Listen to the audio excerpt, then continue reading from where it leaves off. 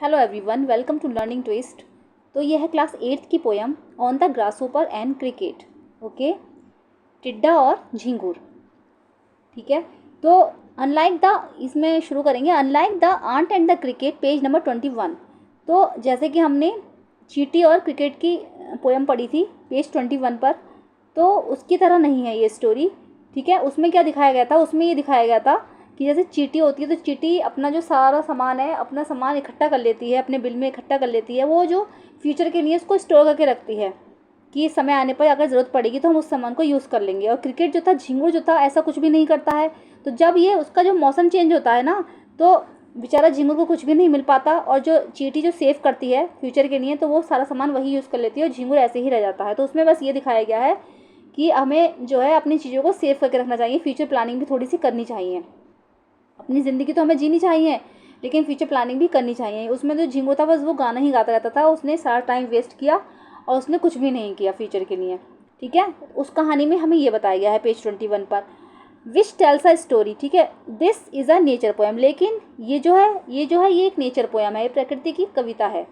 ठीक है, in it, इसमें the grasshopper and cricket do not appear as characters in a story.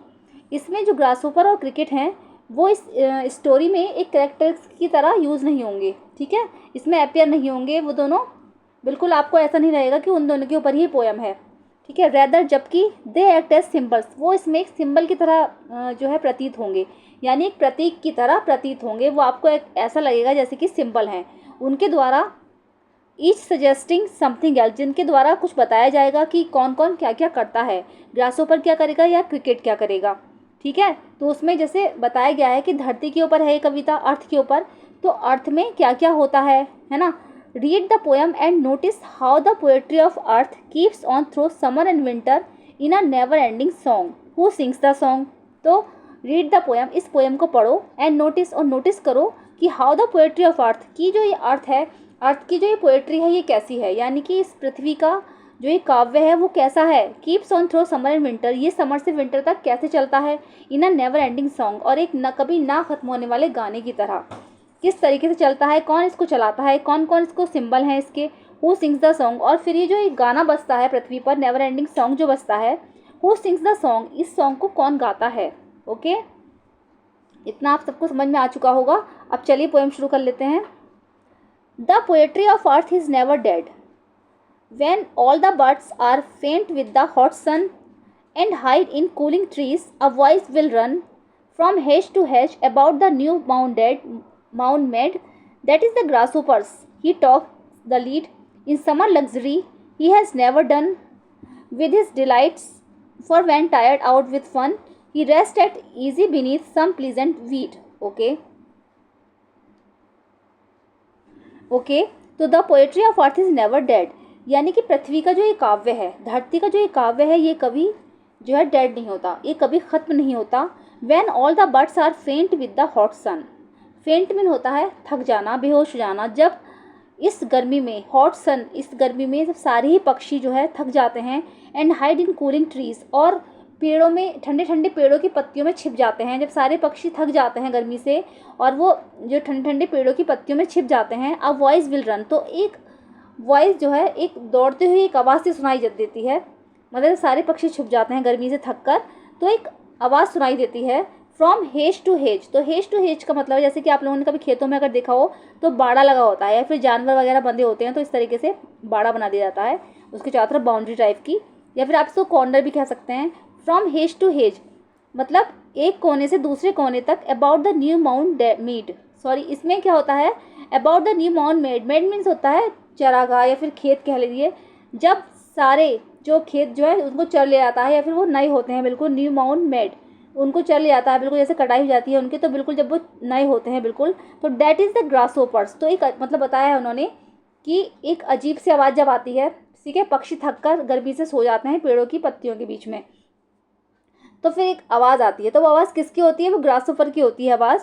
ठीक है, जब बिल्कुल जो खेत कट जाते हैं, है ना, नए नए खेत कट जाते हैं सारे, तो वो ग्रासहोपर की आवाज़ होती है। He takes the lead in summer luxury, जो कि समर, इस गर्मी में लीड लेता है, यानी लीड कैरेक्टर में होता है वो, तो गर्मी में वो लीड लेता है वो उसी की आवाज़ आती है। He has never done with his delights, delights mean होता है आनंद, वो अपने आनंद को कभी नहीं त्यागता, है ना, वो अपना जो है लगातार अपना एंटरटेन करता रहता है। For when tired out with fun, और जब वो ये आनंद करते करते एंटरटेन होते होते जब वो थक जाता है, he rest at ease beneath some pleasant weed, ठीक है, तो वो क्या करता है, ईजी मीन्स हो गया बड़े ही आराम से, तो वो बड़े ही आराम से, बीनीथ मीन्स नीचे, सम प्लीजेंट वीड, वीड मीन्स हो गया घास का मैदान, प्लीजेंट मीन्स सुहावना, तो जब वो थक जाता है आनंद करते करते या फिर मस्ती मजाक करते हुए फन करते करते जब वो थक जाता है इस तरीके से, तो वो घास के सुहावने मैदान के नीचे बड़े ही आराम से रेस्ट करता है, ठीक है, बड़े ही आराम से आराम करता है, इस तरीके से बोल सकते हैं आप,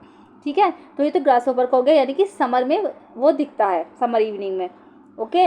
अब नेक्स्ट स्टेंजा में देखते हैं क्या बता है कि the poetry of earth is ceasing never, जब ये पृथ्वी का काव्य कभी खत्म नहीं होता। On a lone winter evening when the frost has wrought a silence from the stone there shrills the cricket's song in warmth increasing ever and seems to one in drowsiness half lost the grasshoppers among some grassy hills, ठीक है। तो the poetry of earth is ceasing never, तो ये पृथ्वी का जो काव्य है ये कभी ख़त्म नहीं होता। On a lone winter evening when the first, जब सर्दियों की शाम होती है, बिल्कुल अकेलेपन की शाम होती है, बहुत ही अकेलापन होता है। व्हेन द फ्रस्ट, हर जगह ठंडी ठंड होती है, फ्रस्ट मीन बहुत ही ज़्यादा, मतलब इसको कहते हैं कि तुषार, बर्फ़ पड़ रही होती है बहुत तेज़। व्हेन द फ्रस्ट, हर जगह ठंडी ठंड छाई रहती है, तो बहुत ज़्यादा विंटर इवनिंग में अकेलापन महसूस होता है। ही रॉट अ साइलेंस, ठीक है, has wrought a silence, silence mean शांति, रॉट मीन्स फैली हुई, जैसे स्प्रेड बोलेंगे आप, फैली हुई, तो हर जगह शांति पसरी हुई होती है, शांति फैली हुई होती है। फ्रॉम द स्टोन देयर श्रिल्स, ठीक है, तो पत्थरों से एक अजीब सी श्रिल आवाज़ आती है, कांपती हुई, पत्थरों के बीच से एक अजीब सी कांपती हुई आवाज़ से आती है। द क्रिकेट सॉन्ग, तो ये क्रिकेट का गाना होता है, यानी कि इसको झिंगुर गा रहा होता है। जैसे समर में क्या होता है, ग्रास ऊपर गाता है ना, बता दिया उन्होंने कि समर में ग्रास ऊपर निकलता है और विंटर्स में झिंगुर होता है। तो ये स्टोन्स के बीच में से जो आवाज़ आती है, उसकी कांपती हुई से आवाज़ आती है, तो ये झिंगुर की आवाज़ होती है। इन वार्मथ इंक्रीजिंग एवर, ठीक है, जो कि जिसकी आवाज़ सुनने से ही हमें सबको ऐसा लगता है जैसे कि थोड़ी सी गर्मी हमारे अंदर आ गई है ना, जो कि गर्मी को बढ़ा देता है। And seems to one in drowsiness half lost, और ऐसा लगता है जैसे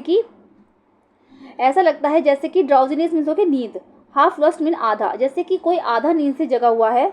the grasshoppers among some grassy hills, तो जो ग्रासोपर्स होता है वो ग्रासी हिल्स, जो घास के मैदानों की जो पहाड़ियाँ हैं उसमें से ग्रासोपर्स गाने लगता है, जो कि आधा नींद से जगा हुआ होता है, ओके।